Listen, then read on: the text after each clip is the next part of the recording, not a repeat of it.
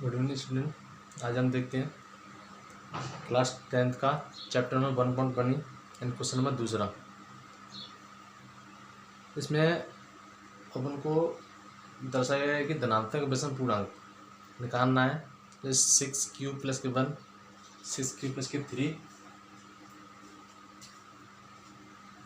और 6 cube plus के 5 के रूप में। तो मेरे पहले सबको जैसे राधे कृष्ण। तो आज हम देखते हैं क्वेश्चन नंबर दूसरा है। तो इसमें अपन को 6 क्यूब प्लस के 1 और 6 क्यूब प्लस के 3 और 6 क्यूब प्लस के 5 इनमें से अपन को विषम पूर्णांक निकालने हैं। तो अपन इसको करेंगे। तो सबसे पहले अपन लिखेंगे सॉल्व। ठीक है, माना अपन इसको मानते हैं जैसे ए कोई धनात्मक पूर्णांक है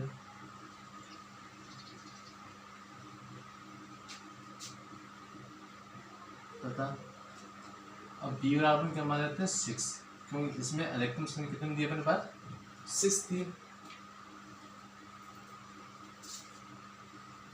तब इक्विलेट एल को के प्रयोग से जैसे अपन पास दिया था ए बराबर 6 क्यूब प्लस के 1 दिया है, तो अपन इसको मान लो 6 क्यूब प्लस के आर। ठीक है, तो यहाँ पर आर का मान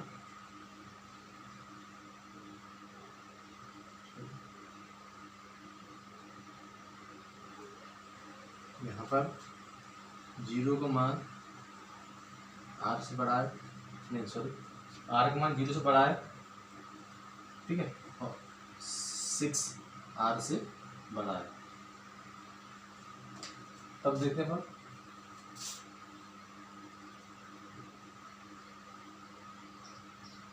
तो जहां पर अपने पास आर के अधिकतम मान कितने हो जाएंगे 6, तो आर बराबर 0 से 0 1 2 3 4 5 और 6, क्योंकि अपने पास सबसे बड़ा मान कितना है आर का 6।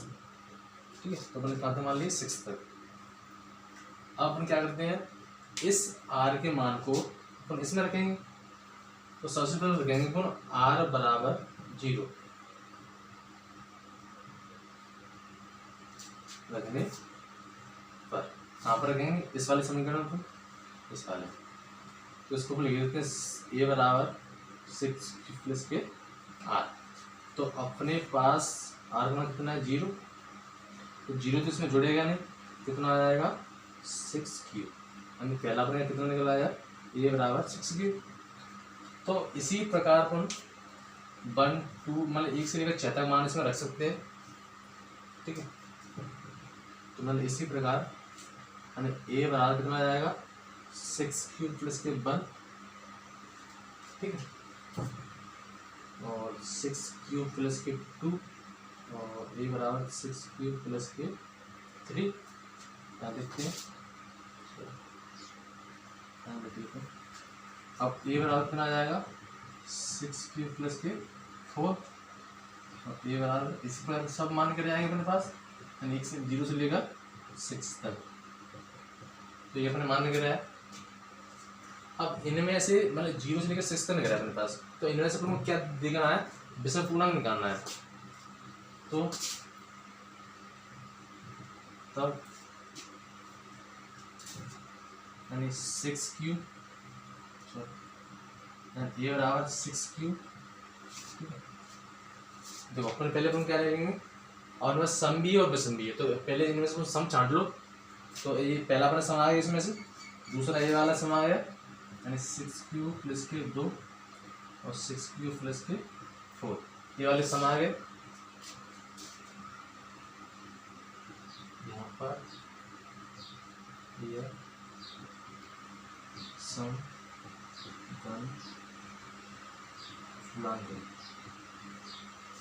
आप कैसे विषम चाहिए, तो आता है ए बराबर, और इसमें बस विषम क्या होता है जैसे 1 3 और 5।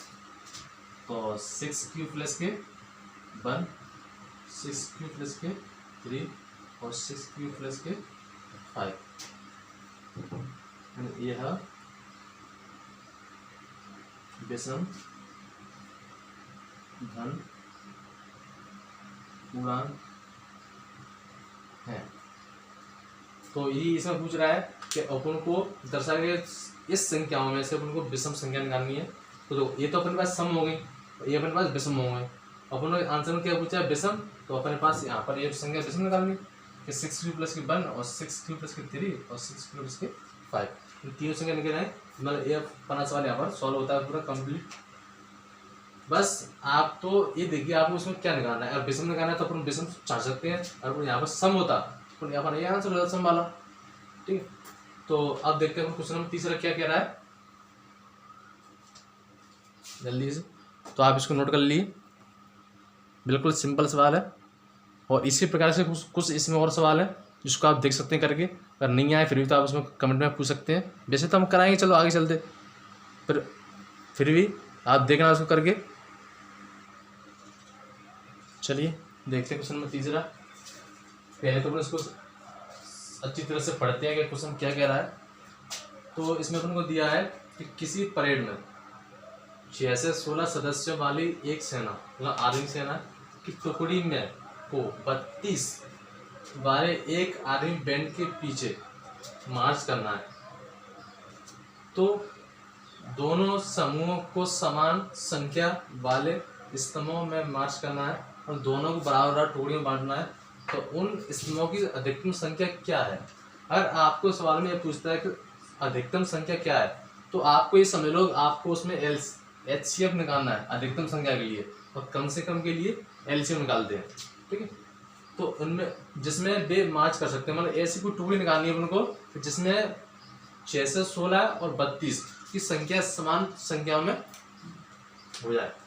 तो सबसे पहले अपन देखेंगे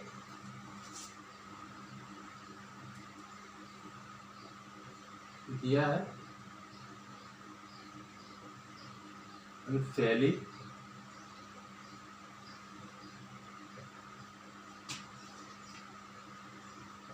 टुकड़ी में जवानों की संख्या और क्या दिया 616 सदस्य। अब देखते हैं दूसरी में टुकड़ी में जवानों की संख्या दिन दिए 32। तो अपन के पास पहली टुकड़ी के दिन दिए 616 सदस्य दिए हैं और दूसरी में 32 सदस्य दिए।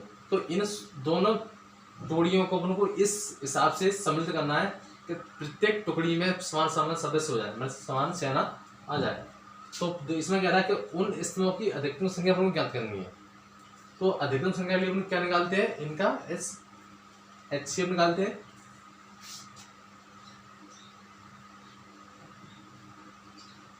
अब स्तंभों की अधिकतम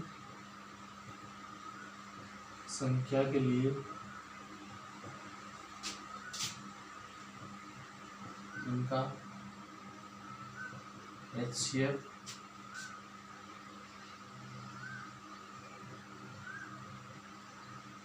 निकलेगा, ये निकालेंगे। ठीक है, तो जैसे अपने पास सबसे बड़ी संख्या कितनी दी है 616 दी है, कितनी दी है अपने पास 616, यानी तुम इसमें कर देंगे इक्वलेंट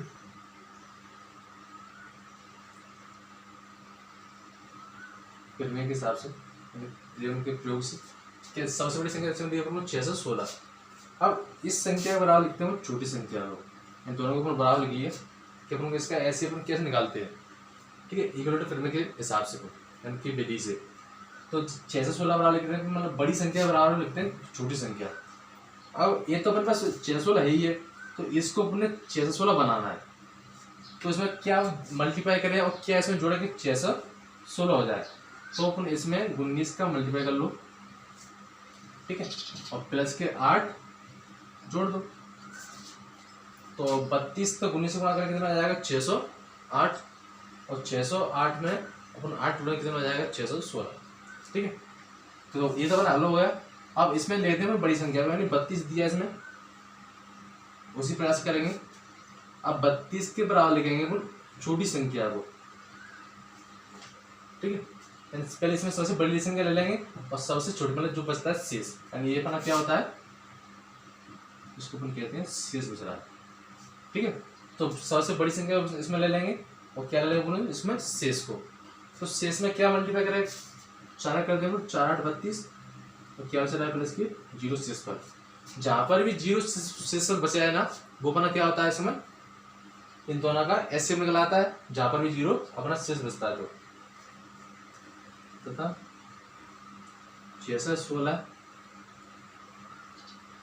और 32 का एचसीएफ कितना हो जाएगा, 8 है। तो अपना आंसर क्या हो जाएगा, अतः स्तंभों की अधिकतम संख्या 8 है। तो इन टुकड़ियों को 8-8 के हिस्से में बांट सकते हैं। तो जो बराबर बराबर अपन क्या हो जाएंगे, स्तंभों में बढ़ जाएंगे। जैसे 8-8 की सेना के हिसाब से बांटेंगे ना इन सदस्यों को, मतलब सेना को, तो 8-8 के हिसाब से बांट जाएंगे, तो पूरी टुकड़ी क्या होगी, मतलब एक समान हो जाएंगी। इसी प्रकार से अपन इसको सॉल्व कर सकते हैं।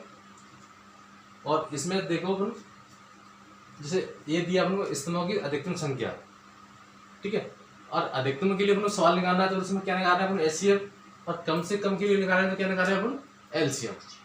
तो बस आपको क्या करना है, बस भाषा को पढ़ करके उसी हिसाब से सॉल्व करते हैं आप, ठीक है। आई होप कि आपकी समझ आ गया हो, और फिर भी नहीं आता है ना, तो बिल्कुल सिंपल सवाल है, आप भाषा को पढ़ करके, ठीक है, और उसमें उसी हिसाब से लिख के भाषा को लिख करके, जैसे पहली टुकड़ी की में जवानों की संख्या कितनी है, 616 थी, दूसरी टुकड़ी में जवानों की संख्या कितनी है, 32 है। तो इन दोनों का अपन क्या निकाल लेंगे, एचसीएफ निकाल अपन आंसर कितना आएगा, 8। इन दोनों का एचसीएफ कैसे निकाल लेंगे, 8। तो जो 8 निकला है ना, वो अपन क्या आ जाएगा आंसर।